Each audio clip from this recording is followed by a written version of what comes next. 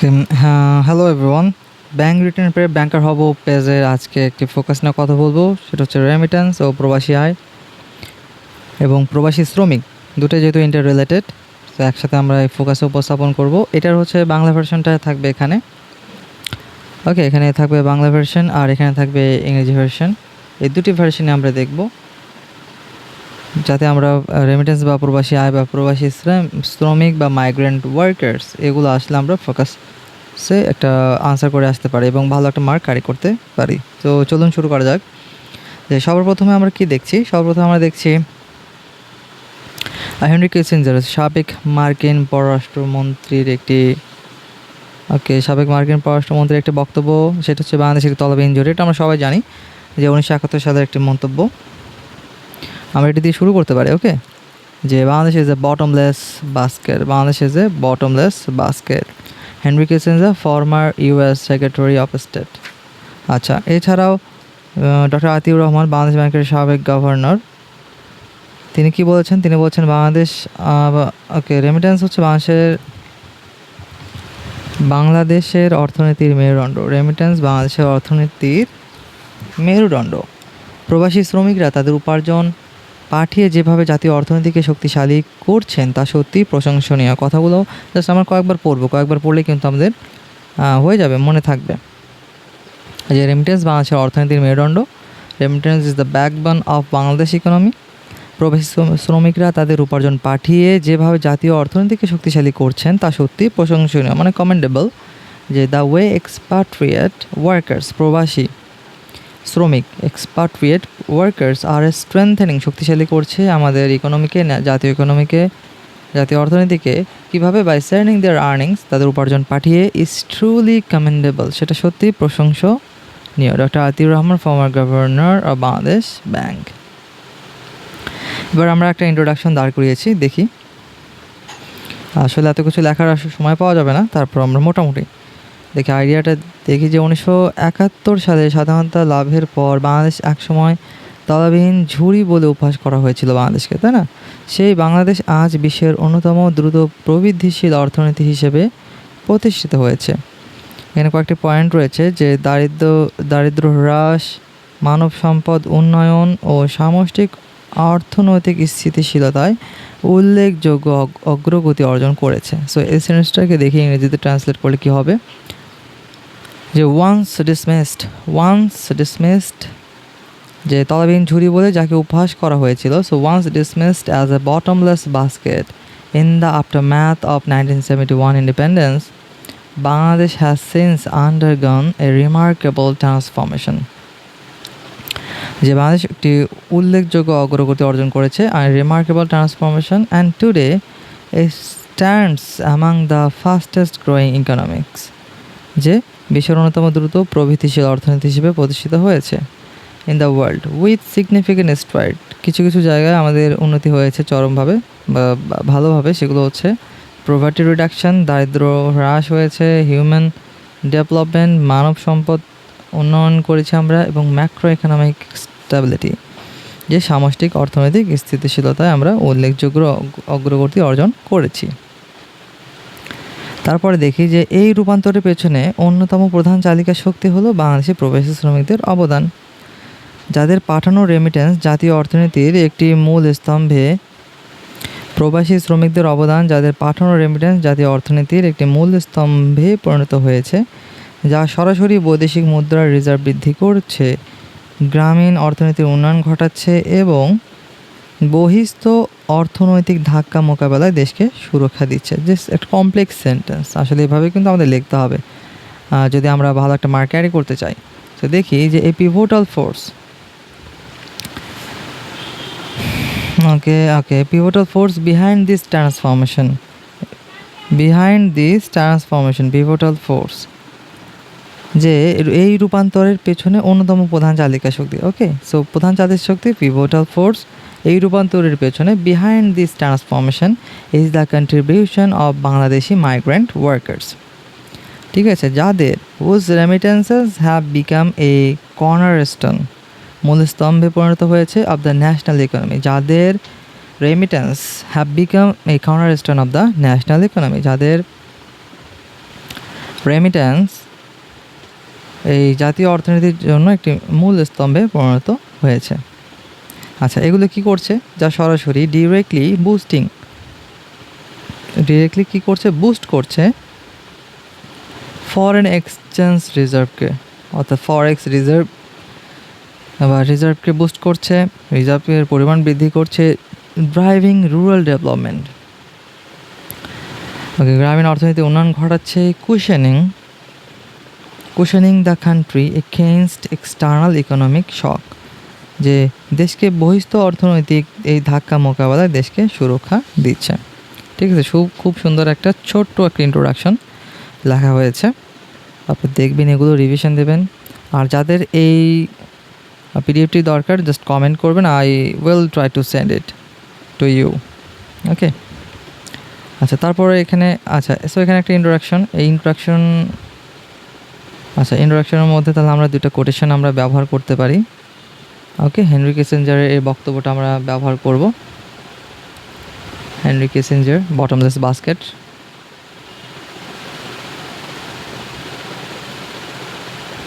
আচ্ছা, মনে হতে পারে যে সবাই ব্যবহার করবে, আদৌ ভাই কোটেশনগুলো সবাই আসলে ব্যবহার করতে পারে না, আমরা সবাই জানি, কিন্তু এক্সাম হল সিচুয়েশনে অনেক কিছু আমাদের মাথায় আসে না। সো হেনরি কিসিঞ্জারের এই কোটেশনটা আমি ব্যবহার করব বাংলাদেশের উন্নতি, অর্থনীতি, রেমিটেন্স এসব নিয়ে আসলে, যে বটমলেস বাস্কেট। ওকে, আচ্ছা, এটা হচ্ছে একটা পয়েন্ট গেল। আর ডক্টর আতিউর রহমানের এই রেমিটেন্স নিয়ে এই কোটেশনটা ব্যবহার করতে পারি। আচ্ছা, তারপরে দেখি রেমিটেন্সের কিছু সংজ্ঞা আছে এখানে। আচ্ছা, রেমিটেন্স হলো কোনো ব্যক্তি বিশেষত প্রবাসী শ্রমিক কর্তৃক তাদের নিজ দেশ এবং পরিবার ও নির্ভরশীলদের কাছে পাঠানো অর্থ। ঠিক আছে, যা ব্যাংক, মানি ট্রান্সফার প্রতিষ্ঠান, ডিজিটাল মোবাইল আর্থিক সেবার মাধ্যমে প্রেরণ করা হয়। সো রেমিটেন্সের একটা ডেফিনেশন আমরা দিলাম, যে remittance is a transfer of money sent by an individual, typically a migrant worker, to family or dependents, যে পরিবারের কাছে অথবা তাদের উপর যারা নির্ভরশীল, ডিপেন্ডেন্স তাদের উপর, in their home country, অর্থাৎ নিজের দেশে। ওকে, নিজ দেশে পরিবার বা নির্ভরশীলদের কাছে তারা পাঠাচ্ছে।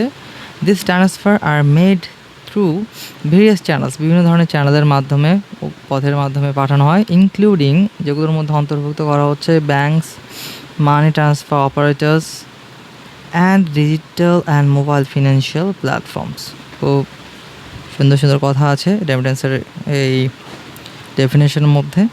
আচ্ছা, এবারে প্রবাসী শ্রমিকের একটা ডেফিনেশনটা দেখি আমরা, যে প্রবাসী শ্রমিক হলেন তারা যারা কর্মসংস্থানের সন্ধানে নিজ দেশ ছেড়ে অন্য দেশে পাড়ি জমান। বাংলাদেশের প্রেক্ষাপটে তারা দেশের অর্থনৈতিক ও সামাজিক উন্নয়নে গুরুত্বপূর্ণ ভূমিকা পালন করেন। একদিকে বৈদেশিক মুদ্রা অর্জনকারী দেশ হিসেবে, অন্যদিকে দেশীয় বেকারত্ব হ্রাসের একটি নিরাপত্তা বলয় হিসেবে। সো দুইটা পয়েন্ট আছে, যে একটি হচ্ছে বৈদেশিক মুদ্রা অর্জন করছে, আর একটি দেশীয় বেকারত্ব হ্রাসের একটি নিরাপত্তা বলয় হিসেবে কাজ করে। এনারাই হচ্ছে প্রবাসী শ্রমিক। ওকে, সো আওয়ার গোল্ডেন বয়েস, বাংলাদেশের গোল্ডেন বয়েস হচ্ছে প্রবাসী শ্রমিক। So migrant workers are individuals হু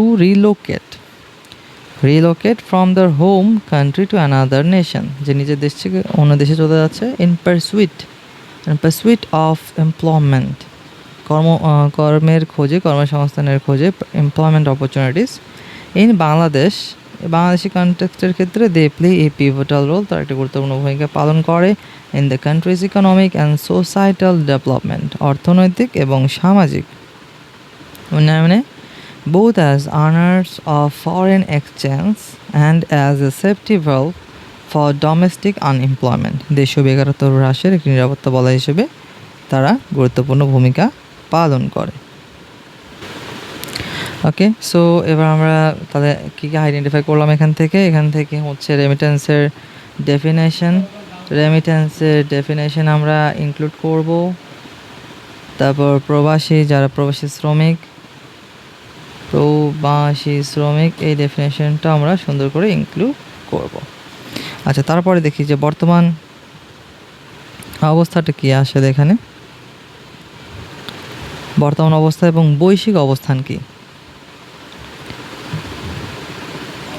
আচ্ছা, বিশ্বব্যাংকের তথ্য অনুযায়ী রেমিটেন্স প্রাপ্তির দিক থেকে বিশ্বব্যাংক বলেছে বাংলাদেশে সপ্তম অবস্থানে রয়েছে, কখনো আমরা ষষ্ঠ অবস্থানে চলে যাই, কখনো অষ্টম, অনেক কিছু হতে পারে। মোটামুটি 6, 7, 8 এটার মধ্যে আমাদের অবস্থান থাকে, যে রেমিটেন্স প্রাপ্তির দিক থেকে আমরা ষষ্ঠ, সপ্তম বা অষ্টম এরকম একটা অবস্থানে থাকি।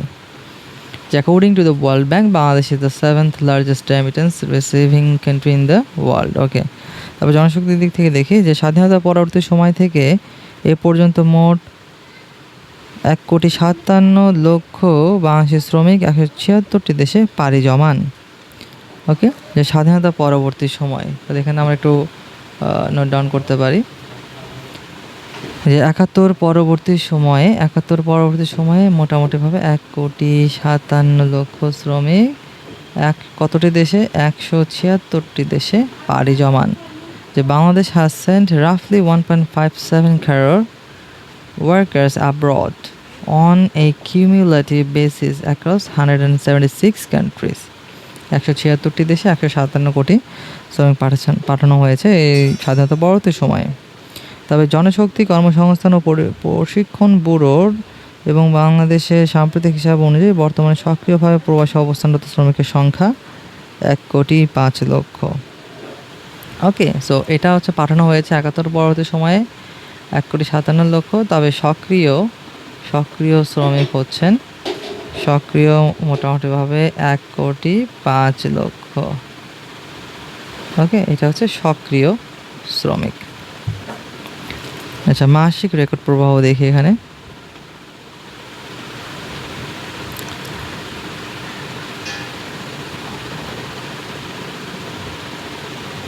মাসিক রেকর্ড প্রবাহ, ওকে, 2025 সালের মার্চ মাসে বাংলাদেশ রেকর্ড $3.29 বিলিয়ন রেমিটেন্স পেয়েছে, যা ইতিহাসের একক মাসের সর্বোচ্চ। এটা 25 সালের রিপোর্ট, আপনি চাইলে 2026 সালের রিপোর্ট অ্যাড করতে পারেন। ওকে, 2025 সালে in March 2025 Bangladesh received I record 3.29 billion in remittance, the highest single month inflow in the country's history. আর সাম্প্রতিক রাজনৈতিক পরিবর্তনের পর রেমিটেন্স প্রবাহে স্পষ্ট ঊর্ধ্বমুখী প্রবণতা লক্ষ্য করা গেছে। 2024 থেকে 25 অর্থ বছরে প্রথমবারের মতো এই প্রবাহ $30 বিলিয়ন অতিক্রম করেছে। So remittance inflows have shown a clear upward trend following recent political changes in the country, with fiscal year 2024 to 2025 crossing 30 billion for the first time. So এখানে গত 6 বছরের রেমিটেন্সের প্রবাহ দেওয়া হয়েছে সেম টু সেম। 2024-25 আপনারা চাইলে এখানে 2025-26 এটা অ্যাড করতে পারেন। 2025-26 যেটা মোটামুটিভাবে 35 বিলিয়নের আশেপাশে। ওকে, 35 বিলিয়নের আশেপাশে রয়েছে। সো আমাদের লাস্টে 3টা অর্থ বছর যদি আমরা মনে রাখতে পারি, এটা কিন্তু ভালো হবে। লাস্ট 3টা অর্থ বছরের, সো 2023-24 আমাদের রেমিটেন্স ইনফ্লো ছিল $23.91 বিলিয়ন। ওকে, 23-24, তারপর 24-25 ছিল 30.04 বিলিয়ন ডলার, আর 25-26 মোটামুটিভাবে $35 বিলিয়ন। ওকে, 35.84 সামথিং, আপনি দেখে নেবেন। আচ্ছা, এরপর ডক্টর মোহাম্মদ ইউনূস, যিনি অন্তর্বর্তীকালীন সরকারের প্রধান উপদেষ্টা ছিলেন, তিনি কি বলছেন, সাম্প্রতিক মাসগুলোতে রেমিটেন্স বাংলাদেশের অর্থনীতি সবচেয়ে গুরুত্বপূর্ণ স্থিতিশীলতাকারী উপাদান হিসেবে আবির্ভূত হয়েছে। In recent months, remittances have emerged as the most significant stabilizing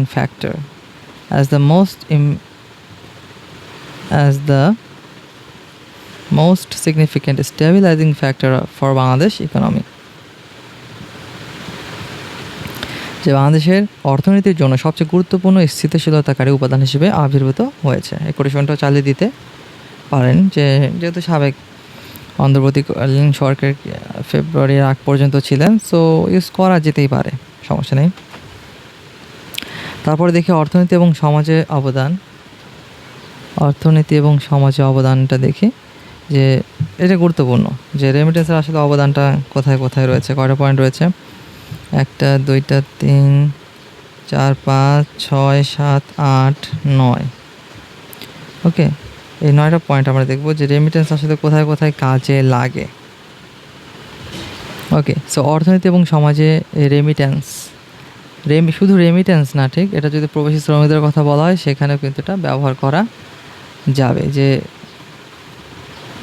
রেমিটেন্সের অবদান।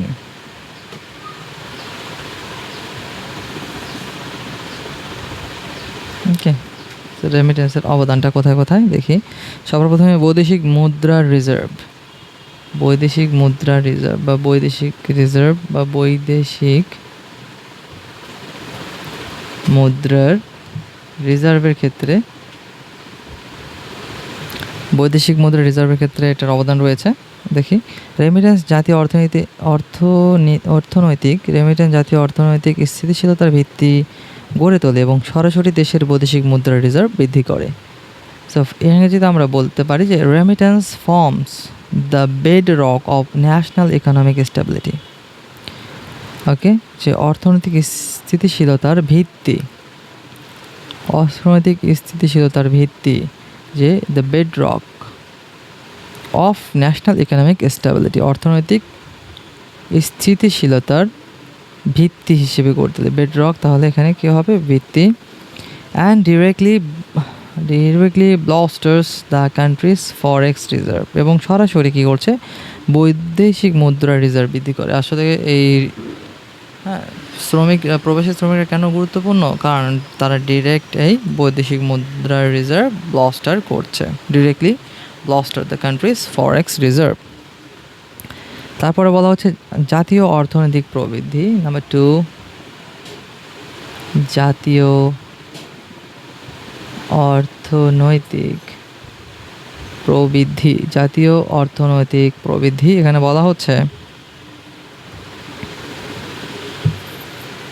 জাতীয় আয়ের একটি বড় অংশ আসে রেমিটেন্স থেকে, যা ভোগ ও বিনিয়োগ বৃদ্ধির মাধ্যমে সরাসরি জিডিপি প্রবৃদ্ধিতে অবদান রাখে। তো জাতীয় অর্থনীতির প্রবৃদ্ধিতে তারা অবশ্যই কী করছে, অবদান রাখছে, যে রেমিটেন্স থেকে একটি বড় অংশ এই ভোগ ও বিনিয়োগ বৃদ্ধির মাধ্যমে সরাসরি জিডিপিতে অবদান রাখছে।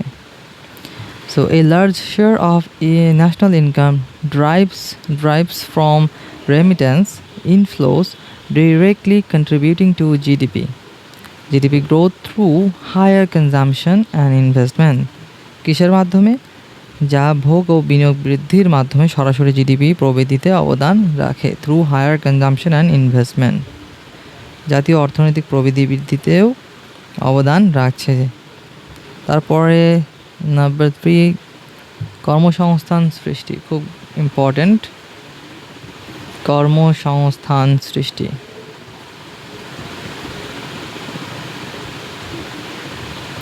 ওকে, যে বেকারত্বের হার মোটামুটিভাবে 4 থেকে 5% মধ্যে। সো প্রায় সেই হিসেবে আমাদের কিন্তু বেকারের সংখ্যা 27,30,000 মানুষ। সেই হিসেবে যদি বেকারত্বের হার 4.63% হয়, তাহলে আমাদের বেকার মানুষের সংখ্যা 27,30,000। এই 18 কোটি জনসংখ্যার দেশে 27 লক্ষ মানুষই বেকার, ঠিক আছে, অ্যাকচুয়ালি যারা কর্মক্ষম।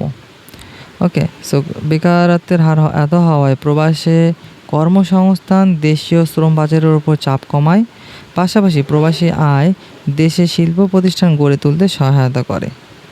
ঠিক আছে, যারা বেকার তারা কিন্তু বিদেশে যে কী করছে, দেশীয় শ্রম বাজারের উপর চাপ কমাচ্ছে, তাই না? পাশাপাশি প্রবাসী আয় দেশে শিল্প প্রতিষ্ঠান গড়ে তুলতেও সহায়তা করে, যা নতুন কর্মসংস্থান সৃষ্টি করে। খুব গুরুত্বপূর্ণ একটা point. So with unemployment at around 4.63, okay, at around 4.63%, about 27,30,000 people, overseas migration তারা প্রবাসে যাচ্ছে, overseas migration relieves domestic labour market, যে ডোমেস্টিক দেশীয় যে শ্রম বাজার তার উপর প্রেশারটা কম করছে, রিলিভস দ্য প্রেশার, তাই না, রিলিভস ডোমেস্টিক লেবার মার্কেট প্রেশার। ওয়াইল রেমিটেন্স সেন্ট হোম, যে রেমিটেন্সটা দেশে পাঠানো হয়েছে, হেল্প এস্টাবলিশ, সাহায্য করে প্রতিষ্ঠা করতে, লোকাল, ওকে, যা সাহায্য করছে local industries that create father jobs. So employment জেনারেশনের জন্য গুরুত্বপূর্ণ। নেক্সট, দারিদ্র বিমোচন, এটা তো আরও একটা গুরুত্বপূর্ণ পয়েন্ট। দারিদ্র বিমোচনে কিন্তু আমরা রেমিটেন্সটা উল্লেখ করতে পারবো। সো নাম্বার 4 দারিদ্র বিমোচন। নাম্বার 4 দারিদ্র বিমোচন, প্রভার্টি রিডাকশন বা প্রভার্টি অ্যালিভিয়েশন। এখানে বলছে রেমিটেন্স আয় সরাসরি দারিদ্র হ্রাস করে এবং পরিবারের জীবনযাত্রার মান উন্নত করে। ধীরে ধীরে দেশের মাথাপিছু জাতীয় আয়, গ্রস ন্যাশনাল ইনকাম বৃদ্ধি করে। দারিদ্র বিমোচন করছে এইভাবে যে রেমিটেন্স ইনকাম ডিরেক্টলি, রেমিটেন্স কী করছে, রেমিটেন্স ইনকাম ডিরেক্টলি রিডিউসেস, সরাসরি কী করছে, কমাচ্ছে প্রভার্টি, দারিদ্রতা, and improves household living standards, পরিবারের জীবনযাত্রার মান উন্নত করছে। ধীরে ধীরে raising the countries per capital gross national income, ধীরে ধীরে কান্ট্রিজ পার ক্যাপিটা ন্যাশনাল ইনকামকেও বৃদ্ধি করছে। দারিদ্র বিমোচনের জন্য গুরুত্বপূর্ণ। নেক্সট, মূলধন গঠন বা ক্যাপিটাল ফর্মেশন। মূলধন গঠন দেখি, যে রেমিটেন্স মূলধন গঠনে সহায়তা করে, যা দেশীয় শিল্প ও ব্যবসা, বিশেষ করে SME, small and medium enterprises, SME খাতের জন্য বিনিয়োগের সুযোগ সম্প্রসারিত করে। সো ক্যাপিটাল ফর্মেশনে বলা হচ্ছে remittance aid capital formation, expanding investment opportunities for domestic industries, যে দেশীয় শিল্প ও অ্যান্ড বিজনেসেস, শিল্প এবং ব্যবসা গঠনে সহায়তা করে, including the SME sector. Number 6 গ্রামীণ অর্থনীতি শক্তিশালী করে। সব কিন্তু একই রকম কথাবার্তায়। ওকে, সো গ্রামীণ অর্থনীতি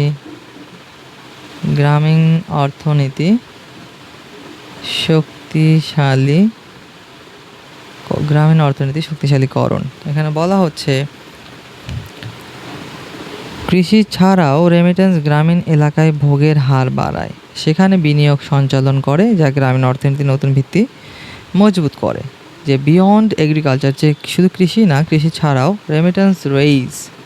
রেমিটেন্সেস বৃদ্ধি করে, কনজাম্পশন ভোগ বাড়াচ্ছে, অ্যান্ড সার্কুলেট ইনভেস্টমেন্ট বিনিয়োগ সঞ্চালন করে। ইনভেস্টমেন্ট মানে বিনিয়োগ, সেটাকে সার্কুলেট করছে, সঞ্চালন করছে, ছড়িয়ে দিচ্ছে। ইন রুরাল এরিয়াস, গ্রামীণ জীবনে। স্ট্রেংথেনিং শক্তিশালী করছে দ্য রুরাল ইকোনমিক বেস, গ্রামীণ অর্থনৈতিক ভিত্তিটাকে কী করছে, মজবুত করছে। সো মুদ্রা ও বিনিময় হার স্থিতিশীলতা আরেকটি গুরুত্বপূর্ণ পয়েন্ট। মুদ্রা ও বিনিময়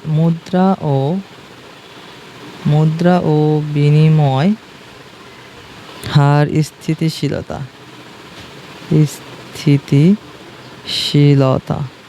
মুদ্রা ও বিনিময় হার স্থিতিশীলতা, বৈদেশিক মুদ্রার অবিরাম প্রবাহ টাকার ওপর চাপ কমায়। ওকে, যখন বৈদেশিক মুদ্রা আর অবিরাম প্রবাহ চলবে, চেসলেস ইনফ্লো চলবে, তখন সেটা টাকার উপর চাপ কমাবে, আমদানি এবং রপ্তানির ভারসাম্য ঠিক থাকবে। কারেন্সি এক্সচেঞ্জ অ্যান্ড রেট স্টেবিলিটির ক্ষেত্রে আমরা বলতে পারি যে continuous foreign currency inflow eases pressure on the Bangladeshi taka and helps balance the import export gap. তারপরে দেখি ব্যাংকিং খাত সম্প্রসারণ।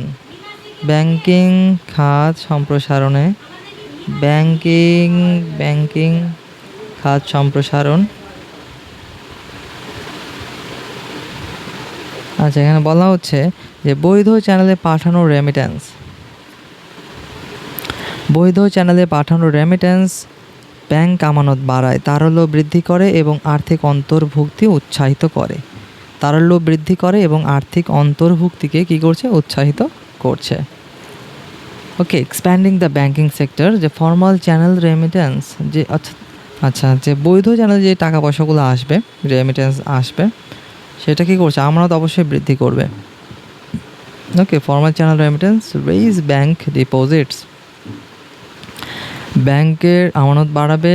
এনহ্যান্স লিকুইডিটি, তারল্য বৃদ্ধি করবে, এনহ্যান্স করবে লিকুইডিটি, অর্থাৎ টাকার যে প্রবাহটা, টাকার ফ্লোটা সেটা বাড়াবে। অ্যান্ড প্রমোট ফিনান্সিয়াল ইনক্লুশন, এবং আর্থিক অন্তর্ভুক্তি উৎসাহিত করবে। প্রমোট ফিনান্সিয়াল ইনক্লুশন, আর্থিক অন্তর্ভুক্তিকে কী করবে, অন্তর্ভুক্ত করবে বা উৎসাহিত করবে। আচ্ছা, তারপরে দেখি সংকটকালীন সুরক্ষা কবচ হিসেবে কিন্তু রেমিটেন্সটা ব্যবহার করা হয় বা কাজ করে। সংকটকালীন সুরক্ষা কবচ। খেয়াল করি যে অর্থনৈতিক মন্দা ও বৈশ্বিক সংকটের সময় রপ্তানি আয় বা প্রত্যক্ষ বিদেশি বিনিয়োগ, যেটাকে ফরেন ডিরেক্ট ইনভেস্টমেন্ট বলা হয়, ফরেন ডিরেক্ট ইনভেস্টমেন্টের তুলনায় রেমিটেন্স অপেক্ষাকৃত স্থিতিশীল থেকেছে। ওকে, যে রেমিটেন্স এফডিআই ফরেন ডিরেক্ট ইনভেস্টমেন্টের চেয়ে রেমিটেন্স কিন্তু অপেক্ষাকৃত স্টেবল থাকে, যা অর্থনীতির জন্য একটি সুরক্ষা কবচ হিসেবে কাজ করে।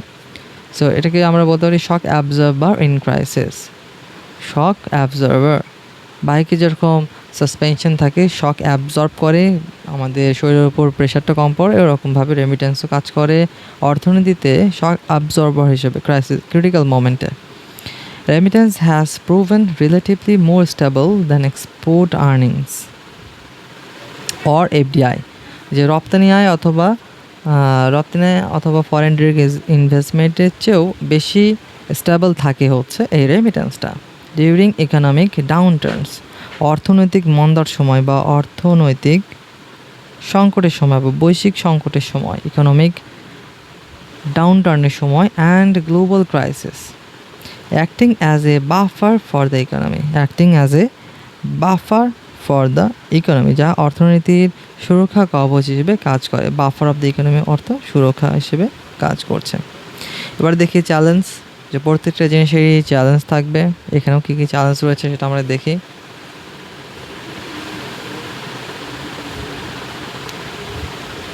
কী কী চ্যালেঞ্জ আছে? আচ্ছা, রেমিটেন্স প্রবাহে চ্যালেঞ্জ, যে হুন্ডির প্রাধান্য বা অবৈধ চ্যানেল। আচ্ছা, এখানে রেমিটেন্স প্রবাহে চ্যালেঞ্জ আছে। ওকে, সো হুন্ডির প্রাধান্য বা অবৈধ চ্যানেল। ওকে, যে সাধারণত যারা প্রবাসী তারাই হুন্ডিটাকে বেশি বেছে নেয়, কারণ আমরা কেউ ঝামেলায় যেতে চাই না, মনে করি যে হুন্ডিতে কোনো ঝামেলা নেই, জাস্ট একটা জায়গায় একটা টাকা দিলাম আর সেটা দেশে জাস্ট ফোন করার মাধ্যমে বা কোনো একটা মাধ্যমে সংকেতের মাধ্যমে জাস্ট ইনস্ট্যান্ট প্রেরকের পরিবার পেয়ে যাচ্ছে সেই টাকাটা। ঠিক আছে, সো এটা কিন্তু একটা বড় একটা চ্যালেঞ্জ, যে হুন্ডি একটা বড় একটা চ্যালেঞ্জ। যে দ্রুততা ও দোরগোড়ায় সেবা, অর্থাৎ কি, যে ডোর টু ডোর যে সেবার কারণে অনেক প্রবাসী অবৈধ হুন্ডি পদ্ধতি বেছে নেন, যার পেছনে বৈধ ব্যাংকিং ব্যবস্থায় উচ্চ লেনদেন খরচ ও কঠোর নথিপত্রের শর্তও কিন্তু দায়ী। আচ্ছা, যারা প্রবাসী রয়েছে তারা এই উচ্চ লেনদেন খরচের দিকে যেতে চায় না, পাশাপাশি কিছু ডকুমেন্টেশন আছে, এগুলোর ঝামেলাও তারা নিতে চান না। সো এখানে ইংরেজিতে প্রিভ্যালেন্স অফ হুন্ডি, যে হুন্ডির যে প্রাধান্য, ইনফর্মাল চ্যানেল, এটা একটা অবশ্যই ইলিগাল। যে many migrants prefer the informal hundi system for its speed and door to door service. Okay, যে দ্রুততার সাথে কিন্তু টাকা পেয়ে যাচ্ছে। Driving by high transaction cost and strict documentation in formal banking, যে একটা ফর্মাল চ্যানেল, একটা বৈধ চ্যানেলে যে হাই ট্রানজ্যাকশন কস্ট রয়েছে, উচ্চ লেনদেন খরচ রয়েছে, কঠোর নথিপত্রের যে শর্ত রয়েছে, এগুলোর কারণে প্রবাসীরা এই হুন্ডিটাকে বেশি বেছে নেন। এটা একটা বড় চ্যালেঞ্জ। ওকে, সো হুন্ডি একটা বড় চ্যালেঞ্জ, আমাদের হুন্ডিটা বন্ধ করতে হবে। বন্ধ করার শুধু উপায় নাই, তারপর চেষ্টা করতে হবে। বৈধ চ্যানেলগুলোকে প্রমোট করতে হবে অ্যাকচুয়ালি। এটা দেখে ওটা আমরা ইয়েতে দেখব, টু ডুজের মধ্যে।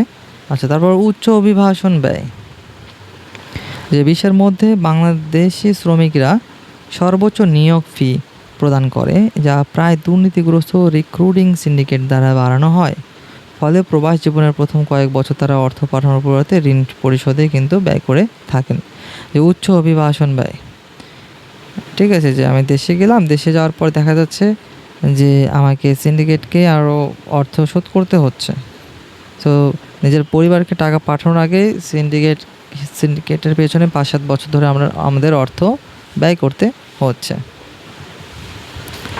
তারপরে দেখি যে এখানে বলছে high migration cost, Bangladeshi workers pay among the highest recruitment fees in the world, often inflated by corrupt recruiting, যেগুলোকে সিন্ডিকেট বলা হচ্ছে, forcing migrants to spend their first years abroad repaying debt instead of remitting, যে remittance পাঠানোর পরিবর্তে তাদেরকে এই ঋণ পরিশোধেই ব্যয় করতে হচ্ছে।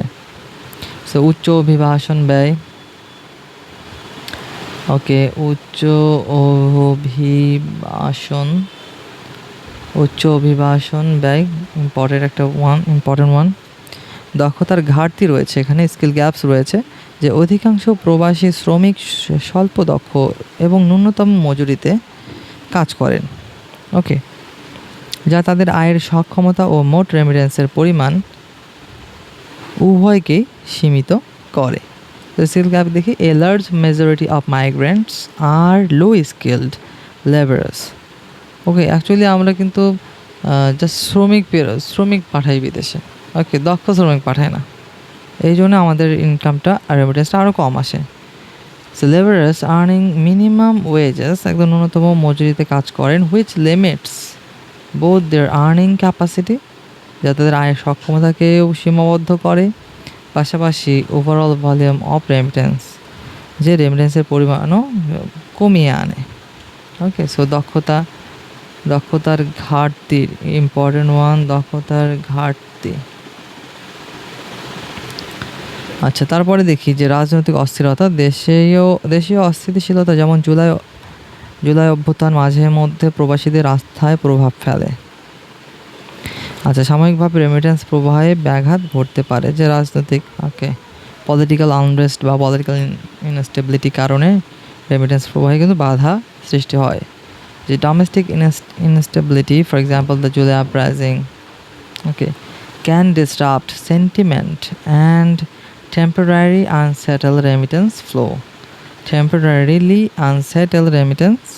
flow, সাময়িকভাবে রেমিটেন্স প্রবাহে ব্যাঘাত ঘটাতে পারে। তো রাজনৈতিক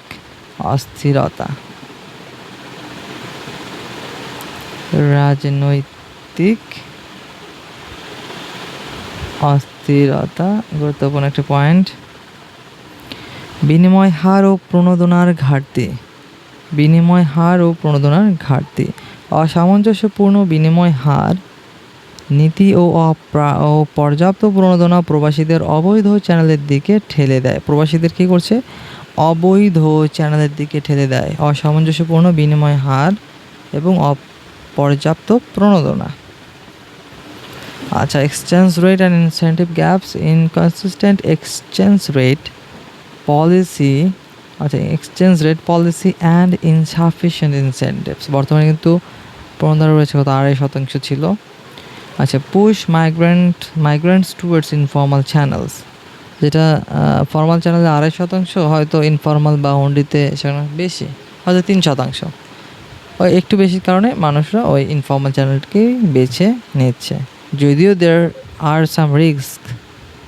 বাঙালিরা রিস্ক নিতে পারে, ভাই, সমস্যা নাই, ওকে। সো বিনিময় হার ও প্রণোদনার ঘাটতি, এটা আরেকটা পয়েন্ট। বিনিময় হার, অসামঞ্জস্যপূর্ণ বিনিময় হার অ্যাকচুয়ালি, আর প্রণোদনার ঘাটতি। আচ্ছা, অপর্যাপ্ত এক্সচেঞ্জ হাউস, এখানে বলা হচ্ছে গন্তব্য দেশগুলোতে বৈধ এক্সচেঞ্জ হাউসের স্বল্পতা রয়েছে। বৈধ চ্যানেলে অর্থ পাঠানোর সুযোগ সীমিত করে। ঠিক আছে, যে পর্যাপ্ত এক্সচেঞ্জ হাউস থাকার কারণে আমরা বৈধ চ্যানেলে অর্থ পাঠানোর সুযোগটা কমে যায়। Insufficient exchange house, a shortage of formal exchange houses in host countries limits access to legal remittance channels. So এটা একটা পয়েন্ট চ্যালেঞ্জ রয়েছে যে অপর্যাপ্ত এক্সচেঞ্জ হাউস, অপর্যাপ্ত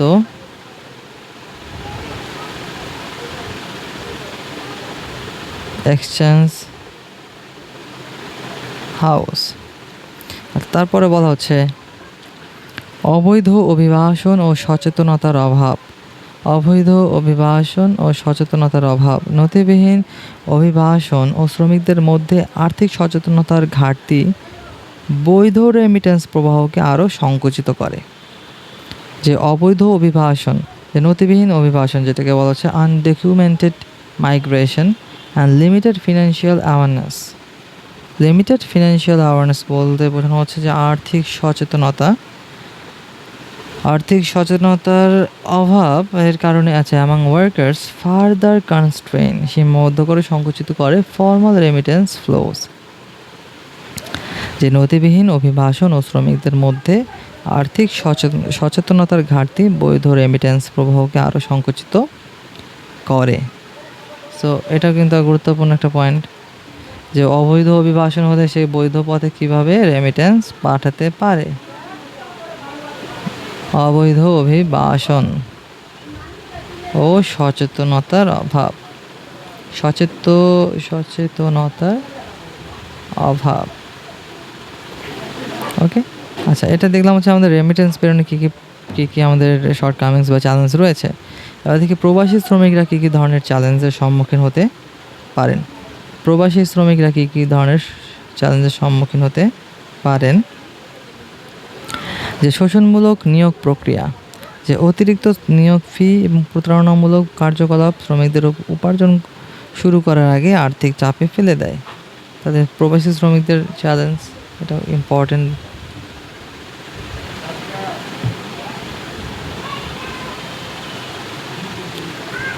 প্রবাসী শ্রমিকদের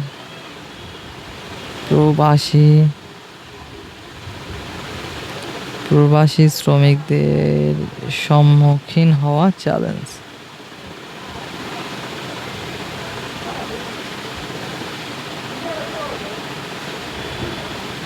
ওকে, প্রবাসী শ্রমিকদের সম্মুখীন হওয়া চ্যালেঞ্জ কী তারা? যে শোষণমূলক নিয়োগ প্রক্রিয়া। নাম্বার 1, শোষণমূলক নিয়োগ প্রক্রিয়া। শোষণমূলক নিয়োগ প্রক্রিয়া। ওকে, যে এক্সপ্লয়টেটিভ রিক্রুটমেন্ট, এক্সঅরবিটেন্ট রিক্রুটমেন্ট ফিস। ওকে, যে অতিরিক্ত নিয়োগ ফি অ্যান্ড ফ্রডুলেন্ট প্র্যাকটিস, প্রতারণামূলক কার্যকলাপ বাই এজেন্সিদের মাধ্যমে, শ্রমিকদের মাধ্যমে। Burden workers before they even begin earning. যে শ্রমিকরা উপার্জনক্ষম হওয়ার আগেই তাদের উপর একটা আলাদা চাপ ফেলছে, যে এই অতিরিক্ত নিয়োগ ফি, এক্সঅরবিটেন্ট রিক্রুটমেন্ট ফিস আর ফ্রডুলেন্ট প্র্যাকটিস। ঠিক আছে, যে এই প্রতারণামূলক কার্যকলাপ, যে টাকা পয়সা নিয়ে শ্রমিককে দেশে পাঠানোর কথা বলে টাকা পয়সা নিয়ে উধাও হয়ে যাচ্ছে রিক্রুটমেন্ট কোম্পানিগুলো। Okay, which is very challenging for them. আর একটা তারপর পয়েন্টে দেখি অনিরাপদ কর্মপরিবেশ। বহু প্রবাসী শ্রমিক শ্রম শোষণ ও ঝুঁকিপূর্ণ কর্মপরিবেশের শিকার হন। Unsafe working condition, many migrants face labor exploitation, যে শ্রম শোষণের শিকার হন। And hazardous working environments abroad, ঝুঁকিপূর্ণ কর্মপরিবেশের শিকার হচ্ছেন তারা এমন পরিবেশে কাজ করেন, দেশে অনেক আরামে কাজ করতে পারতেন, বাট বাইরে যেয়ে তাদেরকে অনেক ঝুঁকিপূর্ণ কাজ করতে হচ্ছে। অনিরাপদ কর্মপরিবেশ,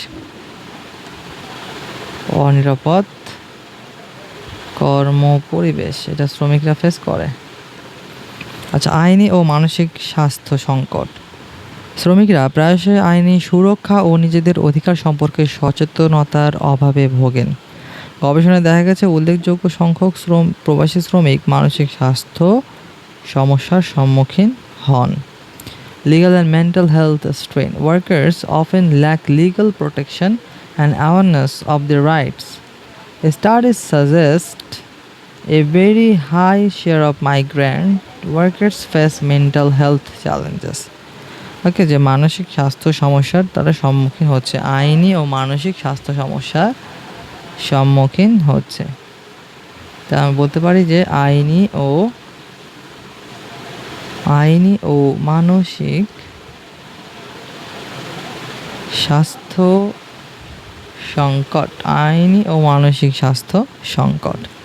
তারপর দেখি যে দুর্বল পুনর্একত্রীকরণ সহায়তা, যে দেশে ফেরত আসা শ্রমিকরা প্রায় পর্যাপ্ত পুনর্বাসন ও পুনর্একত্রীকরণ সহায়তা পান না। যদিও বাংলাদেশে যে প্রবাসী কল্যাণ ব্যাংক রয়েছে তারা এই বিলাত ফেরত বা প্রবাস ফেরত শ্রমিকদের জন্য পুনর্বাসনের একটা ব্যবস্থা, লোনের ব্যবস্থা রাখেন। ওকে, যে পর্যাপ্ত ডকুমেন্টেশনের আন্ডারে এই লোনগুলো তারা পেয়ে থাকেন, তারপরও সেটা সাফিসিয়েন্ট না। ওকে, যে দুর্বল পুনর্একত্রীকরণ সহায়তা বা উইক রিইন্টিগ্রেশন সাপোর্ট, যে রিটার্নিং মাইগ্রেন্টস ফ্রিকুয়েন্টলি রিসিভস অপর্যাপ্ত রিহ্যাবিলিটেশন, পুনর্বাসন অ্যান্ড রিইন্টিগ্রেশন পুনর্একত্রীকরণ অ্যাসিস্ট্যান্স তারা পেয়ে থাকেন, মানে ইনঅ্যাডিকুয়েট, অপর্যাপ্ত। দেশে আসলে ঠিক আছে তারা পর্যাপ্ত তাদের পুনর্বাসন এবং পুনঃএকত্রীকরণ অপর্যাপ্তই থেকে যাচ্ছে, পুনর্বাসন এবং পুনঃএকত্রীকরণ অপর্যাপ্তই থেকে যাচ্ছে। আচ্ছা, প্রশাসনিক জটিলতা রয়েছে এখানে, সেটা দেখি। পাসপোর্ট নবায়নে বিলম্ব, ওয়ার্ক পারমিট নবায়নের সমস্যা প্রবাসীদের জন্য নিত্যদিনের ভোগান্তির কারণ। Administrative hurdles, passport renewal ডিলেস and work permit renewal issues remain persistent problem. So প্রশাসনিক জটিলতার মধ্যে এগুলো রয়েছে, পাসপোর্ট নবায়ন, ওয়ার্ক পারমিট নবায়ন, এগুলো প্রশাসনিক জটিলতা। তারপরে দেখি উচ্চ মৃত্যু হার, হাই মর্টালিটি রেট। সাম্প্রতিক বছরগুলোতে দুর্ঘটনা, স্বাস্থ্য সংকটের কারণে প্রবাসী বাংলাদেশি শ্রমিকদের মৃত্যুর সংখ্যা উদ্বেগজনক পর্যায়ে পৌঁছেছে। Okay, accidents and health crisis abroad have resulted in a high death toll among migrant workers in recent years. Important one, যে উচ্চ মৃত্যুহার,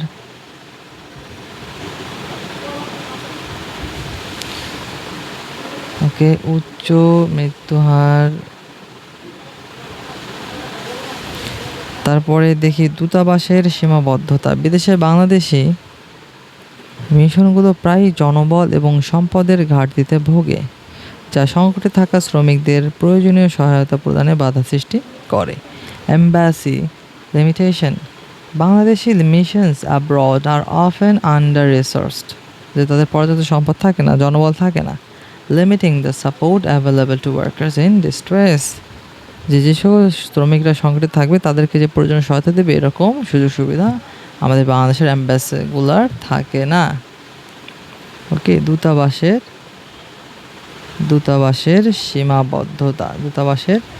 সীমাবদ্ধতা। ওকে, এবার দেখি টেকসই প্রবৃদ্ধির জন্য কি সুপারিশ করা যেতে পারে। ওকে, যে এবার সুপারিশ এবং কনক্লুশন দিয়ে আমরা আমাদের ফোকাস রাইটিং শেষ হবে। এটা যেহেতু এই ফোকাস রাইটিং কিন্তু আমরা নিজেরা পড়তে ধরলেও আমাদের অনেক সময় ব্যয় হয়, ঠিক আছে। আমাদের একটা ফোকাস রাইটিং নোট করতেও মোটামুটিভাবে 3-4 ঘন্টা পর্যন্ত ব্যয় হয়ে যায়। So why not using an hour listening to this video? ঠিক আছে, আপনি শোনেন, এগুলো আসলে নোট করে কোনো কিছু হবে না, আপনার মাথায় জাস্ট পয়েন্টগুলো গেঁথে নিতে হবে। আর এই যে আমরা হ্যান্ড নোট তৈরি করছি, এই হ্যান্ড নোটগুলো জাস্ট নোট ডাউন করে এগুলো আইডিয়া জেনারেট করে আইডিয়াকে এক্সপ্লেন করলে আপনাদের মোটামুটি একটা ফোকাস রাইটিং তৈরি হয়ে যাবে। ওকে, ভাই এক্সাম হল 2 ঘন্টার মধ্যে আমাদের 200 মার্কের অনেক কিছু লিখতে হয়, সম্ভব না ভাই। যে ফোকাস আমরা নোট করতে 3-4 ঘন্টা ব্যয় করি, পরীক্ষায় সেটা লিখতে হবে 18 মিনিটে। ঠিক আছে, তো 1 ঘন্টায় লেকচার শোনেন, জাস্ট এগুলো পড়েন, এগুলো পড়ার পর নিজেরা ট্রাই করবেন, নিজেরা ট্রাই করবেন। আসলে নোট বলতে কি, এই জিনিসটা জাস্ট হুবহু কপি করাটাই নোট না, কিন্তু নোটটা হচ্ছে এই জিনিসটা কয়েকবার পড়ে কী বুঝলেন সেটা রাইট ডাউন করা, এটাই হচ্ছে নোট। ওকে, যেটা আপনি বোঝেন না সেটা নোট করে তো লাভ নেই ভাই, পরীক্ষার হলে আপনার মনে থাকবে না, মাথায় থাকবে না। আচ্ছা, দেখি যে টেকসই প্রবৃদ্ধির জন্য সুপারিশ কী কী আছে। সো এবার আমরা সুপারিশের দিকে যাব।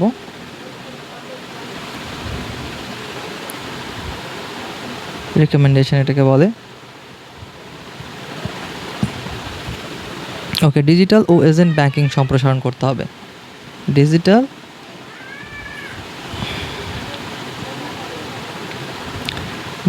ও এজেন্ট ব্যাংকিং সম্প্রসারণ করতে হবে। আচ্ছা, প্রত্যন্ত গ্রাম অঞ্চলে এজেন্ট ব্যাংকিং সম্প্রসারণ এবং জনপ্রিয় অ্যাপ যেমন বিকাশ রয়েছে, নগদ, রকেট, হোয়াটসঅ্যাপ রয়েছে, ইমো রয়েছে, এগুলোর সঙ্গে সংযুক্তকরণ করতে হবে। যে এমএফএসও থাকবে, সাথে যে যেগুলো সোশ্যাল মিডিয়া প্ল্যাটফর্ম রয়েছে সেগুলো একত্রীকরণ করা যেতে পারে, যাতে দ্রুত ও স্বল্প খরচে অর্থ প্রেরণ করে হুন্ডির কার্যকর বিকল্প তৈরি করা যায়। এটা কিন্তু খুব গুরুত্বপূর্ণ একটা পয়েন্ট। কেন প্রবাসীরা হুন্ডি বেছে নিচ্ছেন, সেটার একটা কাউন্টার তৈরি করতে হবে আমাদের ডিজিটাল ও এজেন্ট ব্যাংকিং সম্প্রসারণের মাধ্যমে। Expand digital and agent banking, যে extend agent banking into remote rural areas and integrate with popular apps like Bikash, Nagad, Rocket, WhatsApp and Imo. For instance, low cost transfer that compete with Hundi. Okay, low cost transfer করতে হবে, low cost transfer, স্বল্প খরচে যাতে অর্থ প্রেরণ করতে পারে আমাদের প্রবাসী ভাইয়েরা। নাম্বার 2, নগদ প্রণোদনা জোরদারকরণ, স্ট্রেংথেন ক্যাশ ইনসেন্টিভস। নগদ যে প্রণোদনা রয়েছে, নগদ প্রণোদনা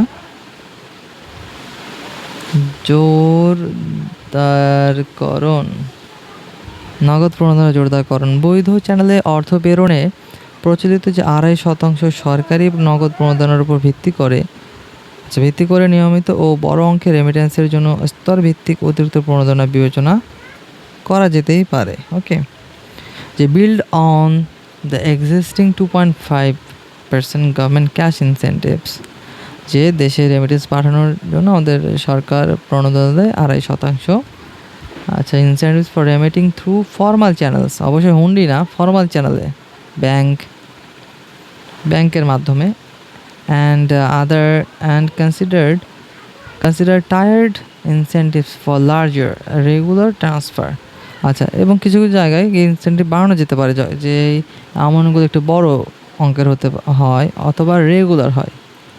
ঠিক আছে, বড় অঙ্কের এবং নিয়মিত রেমিটেন্সের জন্য স্তরভিত্তিক অতিরিক্ত প্রণোদনা বিবেচনা করা যেতে পারে।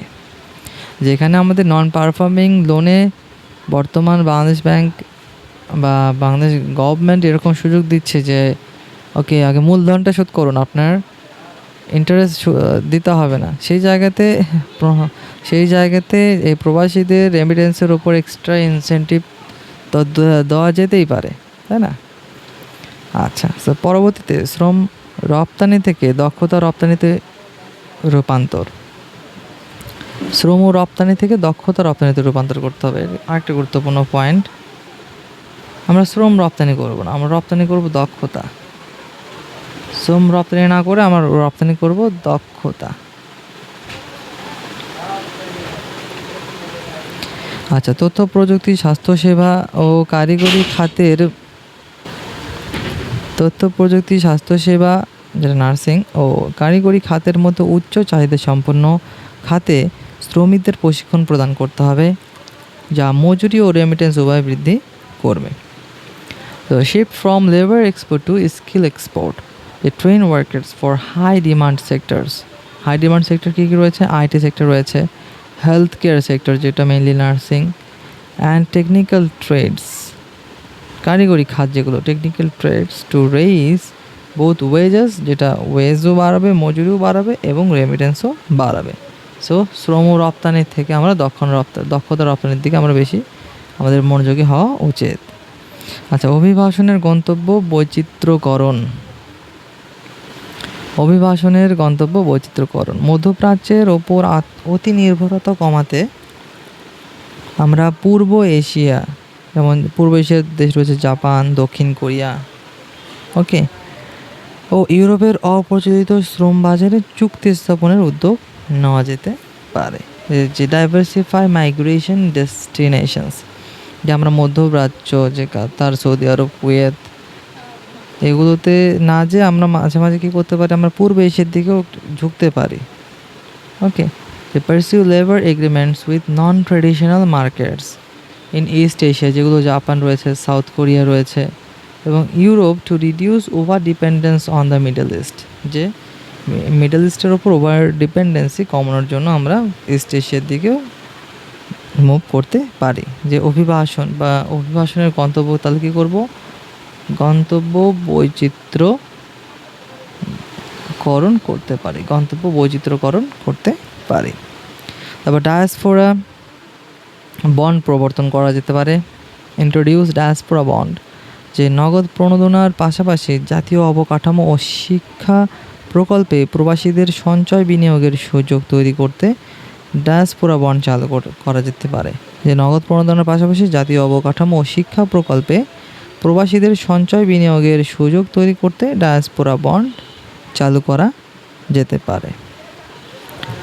So beyond cash incentives, issue diaspora bond to channel expatriate savings into national infrastructure and education projects.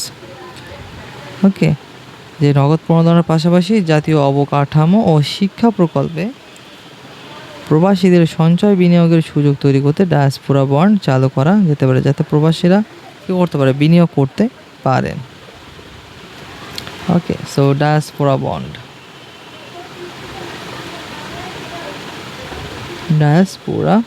চালু করা যেতে পারে। আচ্ছা, অভিবাসন ব্যয় হ্রাস করতে হবে। এই যে রিক্রুটিং এজেন্সিগুলোর উপর নিয়ন্ত্রক তদারকি জোরদার, স্বচ্ছ নৈতিক নিয়োগ প্রক্রিয়া উৎসাহিতকরণের মাধ্যমে সম্ভাব্য প্রবাসীদের আর্থিক বোঝা কমানো। আচ্ছা, reduce migration cost, tightening regulatory oversight of recruiting agencies and promote transparent ethical recruitment to lower the financial burden on prospective migrants. Okay, recruiting এজেন্সির উপর নিয়ন্ত্রক তদারকি জোরদার এবং স্বচ্ছ এবং নৈতিক প্রক্রিয়া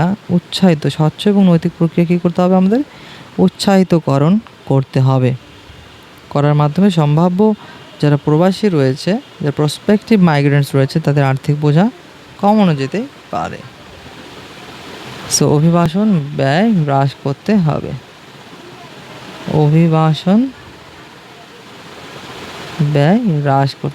হবে। আচ্ছা, প্রবাসী কল্যাণ নিশ্চিতকরণ, বিদেশে শোভন কর্ম ও জীবনযাত্রার পরিবেশ নিশ্চিতকরণ, দূতাবাসের জবাবদিহিতা জোরদার এবং প্রত্যাবর্তনকারীদের পুনরাকত্রীকরণ, রিইন্টিগ্রেশন ও দক্ষতা উন্নয়নে বিশেষ সহায়তা প্রদান করতে হবে।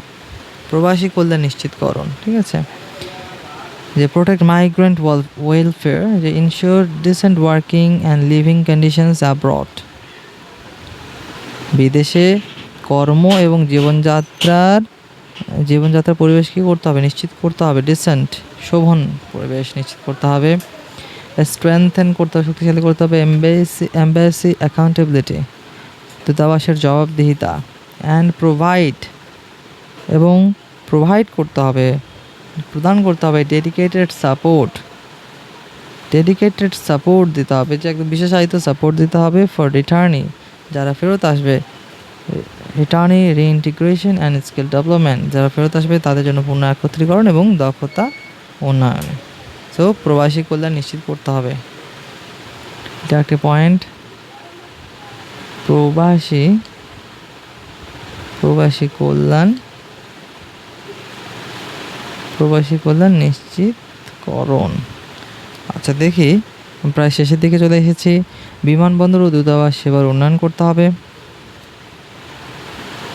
বিমানবন্দরে প্রবাসী শ্রমিকদের জন্য উন্নত সেবা ও আচরণ নিশ্চিতকরণ এবং বিদেশে বাংলাদেশি মিশনগুলোর কার্যকারিতা বৃদ্ধি করতে হবে।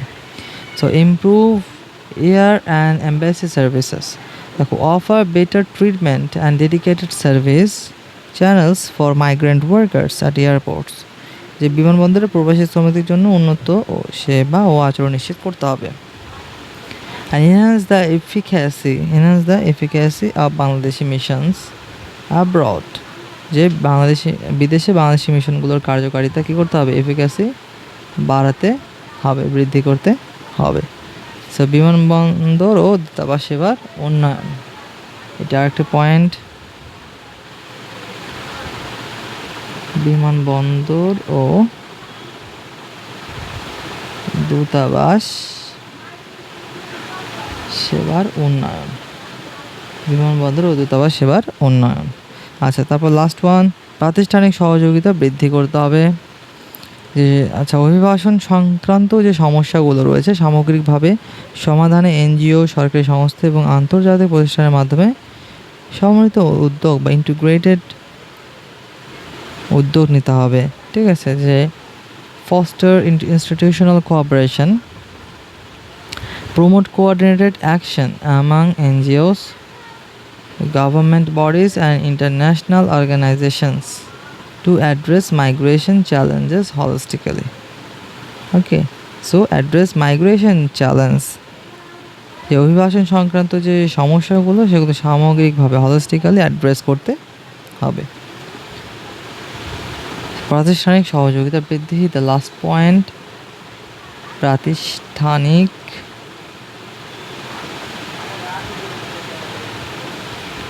সহায়তা বৃদ্ধি, লাস্ট পয়েন্ট গেল। এবং আমরা উপসংহারের দিকে চলে এসেছি। যে বৈদেশিক মুদ্রার রিজার্ভ অর্থনৈতিক স্থিতিশীলতার ভিত্তি, এই রিজার্ভ গড়ে তোলায় বাংলাদেশি প্রবাসী শ্রমিকদের অবদান কিন্তু অপরিহার্য। যে foreign exchange reserve are the bedrock of economic stability, যে অর্থনৈতিক স্থিতিশীলতার ভিত্তি, and the contribution of Bangladeshi migrant workers in building those reserves is indispensable. ঠিক আছে, তাদের অবদান কি, ইন্ডিসপেন্সেবল, অপরিহার্য। রেমিটেন্স শুধু বহিস্থ ধাক্কা ও মূল্য ওঠানামার বিরুদ্ধে অর্থনীতিকে স্থিতিশীল রাখে না, বরং দারিদ্র্য বিমোচন, গ্রামীণ উন্নয়ন এবং তৃণমূল পর্যায়ে আর্থিক অন্তর্ভুক্তিও ত্বরান্বিত করে।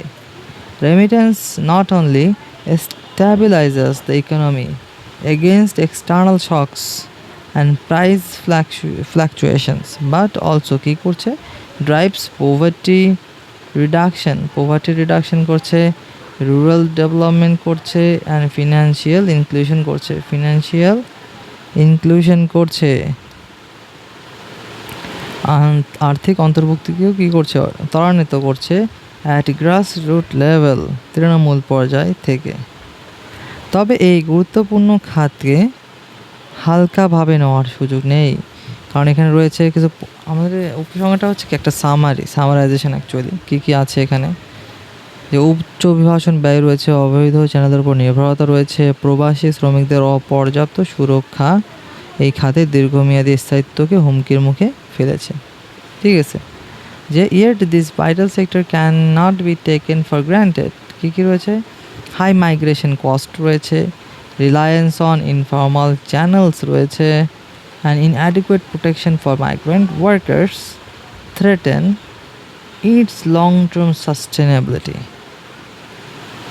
ওকে, যে উচ্চ অভিবাসন ব্যয়, অবৈধ চ্যানেলের উপর নির্ভরতা এবং প্রবাসী শ্রমিকদের অপর্যাপ্ত সুরক্ষা। আচ্ছা তারপরে বলছে ডিজিটাল ব্যাংকিং দক্ষতা উন্নয়ন, গন্তব্য বৈচিত্র্যকরণ, শক্তিশালী শ্রমিক সুরক্ষা, এই সমন্বিত প্রবাসী বান্ধব নীতিমালার মাধ্যমে বাংলাদেশ তার অর্থনীতির স্তম্ভকে সুরক্ষিত ও আরও সম্প্রসারিত করতে পারে, যাতে দেশের বৈদেশিক মুদ্রার রিজার্ভ গড়ে তোলা এই নারী পুরুষরা বিনিময়ে প্রাপ্য নিরাপত্তা ও মর্যাদা লাভ করেন। আবার কিছু রিকমেন্ডেশনের সামারিও কিন্তু এখানে দেওয়া হয়েছে। যে with coordinated pro expatriate policies, okay, প্রবাসী বান্ধব যে নীতিমালা, pro expatriate policies spanning digital banking কী করতে হবে, স্প্যান করতে হবে, বৃদ্ধি করতে হবে, স্কিল ডেভেলপমেন্ট দক্ষতা উন্নয়ন করতে হবে, ডাইভার্সিফাইড ডেস্টিনেশনস করতে হবে, গন্তব্য বৈচিত্র্যকরণ করতে হবে, স্ট্রঙ্গার ওয়ার্কার প্রোটেকশন শক্তিশালী শ্রমিক সুরক্ষা প্রদান করতে হবে। তাহলেই Bangladesh can safeguard and further expand this pillar of its economy. এভাবে বাংলাদেশ তার অর্থনীতির এই স্তম্ভকে সুরক্ষিত করতে পারবে। ক্যান সেফগার্ড সুরক্ষিত করতে পারবে, ইনশিওরিং আরও নিশ্চিত করতে পারবে that the men and women who build the country's foreign exchange reserves receive the security and dignity they deserve in return. যাতে দেশের বৈদেশিক মুদ্রার রিজার্ভ গড়ে তোলা নারী পুরুষরা বিনিময়ে প্রাপ্য নিরাপত্তা ও মর্যাদা লাভ করেন। Okay, that men and women who build country's foreign exchange reserve receive the security নিরাপত্তা পান এবং কি পান, ডিগনিটি পান, মর্যাদা পান, they deserve in return. So এটাই ছিল আজকের focus writing remittance and migrant ওয়ার্কার্সের ওপর। ঠিক আছে, এখানে আমরা ইন্ট্রোডাকশন দেখেছি, হেনরি কিসিঞ্জারের একটা বক্তব্য ছিল, তারপর রেমিটেন্স এবং প্রবাসী শ্রমিকদের সংজ্ঞা আমরা উল্লেখ করতে পারি। আচ্ছা, 71 পরবর্তী সময়ে যে মোট প্রবাসী শ্রমিক ছিলেন মোটামুটিভাবে 176টি দেশে 1,57,00,000, তবে অ্যাক্টিভ রয়েছেন 1,05,00,000 মতো প্রবাসী শ্রমিক। আচ্ছা, এবং এখানে কিছু রেমিটেন্স দেখতে পাচ্ছি। রেমিটেন্স 2023-24-এ 23.91 বিলিয়ন ডলার ছিল, 2024-25-এ $30 বিলিয়ন, 2025-26-এ মোটামুটি $35 বিলিয়ন। ঠিক আছে, আমরা একটা রাউন্ড ফিগার দিয়ে দেবো। ওকে, $23 বিলিয়ন, $30 বিলিয়ন আর $35 বিলিয়ন, 23, 30, 35। আচ্ছা, রেমিটেন্সের অবদান রয়েছে বৈদেশিক মুদ্রার রিজার্ভে, জাতীয় অর্থনৈতিক প্রবৃদ্ধিতে, কর্মসংস্থান বৃদ্ধি করে, দারিদ্র্য বিমোচনে, ওকে, মূলধন গঠনে, গ্রামীণ অর্থনীতি শক্তিশালীকরণে, মুদ্রা ও বিনিময় হার স্থিতিশীলতায়, ব্যাংকিং খাত সম্প্রসারণে এবং সংকটকালীন সুরক্ষা কবচ হিসেবে। এখন কিছু চ্যালেঞ্জ রয়েছে, সেই চ্যালেঞ্জগুলো কী কী? হুন্ডি, ওকে, ইনফরমাল চ্যানেল। আচ্ছা, উচ্চ অভিবাসন ব্যয়, দক্ষতার ঘাটতি রয়েছে, ওকে, দক্ষতার ঘাটতি রয়েছে, রাজনৈতিক অস্থিরতা রয়েছে, বিনিময় হার প্রণোদনার ঘাটতি রয়েছে, অপর্যাপ্ত এক্সচেঞ্জ হাউস রয়েছে, অবৈধ অভিবাসন ও সচেতনতার অভাব রয়েছে, প্রবাসী শ্রমিক। আচ্ছা, ওকে, এগুলো হচ্ছে আমাদের চ্যালেঞ্জ। এবং প্রবাসী শ্রমিকরা কী কী চ্যালেঞ্জ ফেস করে সেটা দেখি। আচ্ছা, তারা ওকে, শোষণমূলক নিয়োগ প্রক্রিয়া আছে এখানে, অনিরাপদ কর্মপরিবেশ রয়েছে, আইনি ও মানসিক স্বাস্থ্য সংকট রয়েছে, পুনর্বাসন ও পুনরাকত্রীকরণ অপর্যাপ্ত তারা যখন দেশে ফিরে আসবে। তারপর প্রশাসনিক জটিলতা রয়েছে, তাদের ভিসা বা কাজের ওয়ার্ক পারমিট রিনিউয়ালের এগুলো ঝামেলা রয়েছে। তারপর উচ্চ মৃত্যুহার, প্রবাসীদের মধ্যে উচ্চ মৃত্যুহার দেখা যায়। তারপর দূতাবাসের সীমাবদ্ধতা রয়েছে। তারপর সুপারিশ, কী কী সুপারিশ করা যেতে পারে সেটা দেখি। যে ডিজিটাল ও এজেন্ট ব্যাংকিং সম্প্রসারণ করতে হবে, নগদ প্রণোদনা জোরদারকরণ করতে হবে, শ্রম রপ্তানি থেকে সরে এসে আমাদের দক্ষতা রপ্তানি করতে হবে। তারপর গন্তব্য বৈচিত্র্যকরণ করতে হবে, ডায়াসপোরা বন্ড চালু করা যেতে পারে, অভিবাসন ব্যয় কমাতে হবে, প্রবাসী কল্যাণ নিশ্চিত করতে হবে, বিমানবন্দর ও দূতাবাস সেবার উন্নয়ন করতে হবে এবং প্রাতিষ্ঠানিক সহায়তা বৃদ্ধি করতে হবে। ওকে, সো ব্যাংক রিটার্ন প্রেপ, ব্যাংকের হব পেজের ফোকাস রাইটিং আশা করি আপনাদের উপকারে আসবে। Comment for the PDFs.